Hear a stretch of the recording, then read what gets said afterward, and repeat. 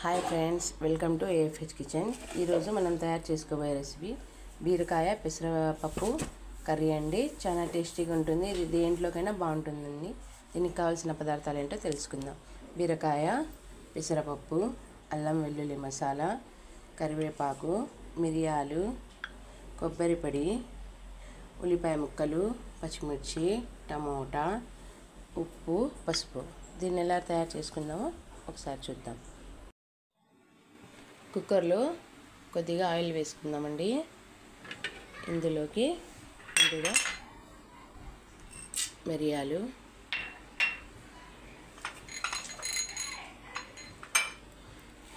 కరివేపాకు, మరీ ఎక్కువగా వేడి అవ్వకూడదండి. నూనె లైట్గా వేడి ఉంటుంది. ఇందులోకి అల్లం వెల్లుల్లి మసాలా,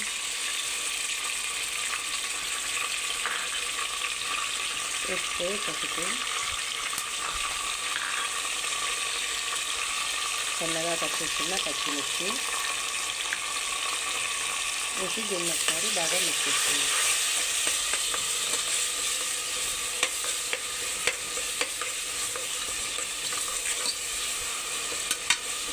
ఇందులోకి ఉల్లిపాయ ముక్కలు,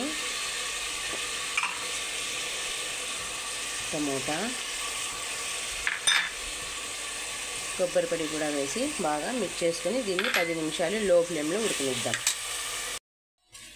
చూడండి, మసాలా బాగా ఉడికింది.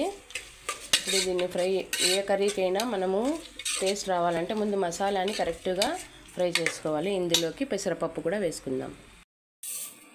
వేసి దీన్ని కూడా 2 మినిట్స్ ఫ్రై చేద్దాం. ఇది బాగా ఫ్రై అయిందండి మసాలా. ఇందులోకి బీరకాయ వేసుకుందాం. బీరకాయ వేసి దీన్ని బాగా మిక్స్ చేసుకుందాం. 5 మినిట్స్ ఫ్రై అయిన తర్వాత ఇందులోకి కాస్తంత నీరు పోసుకొని 3 విజిల్స్కి పెట్టేసుకుందాం. చూడండి, 3 స్టీముల తర్వాత ఈ కర్రీ ఎంత పర్ఫెక్ట్గా ఉడికిందో.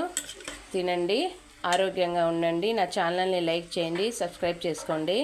కుదిరితే కామెంట్ కూడా పెట్టండి.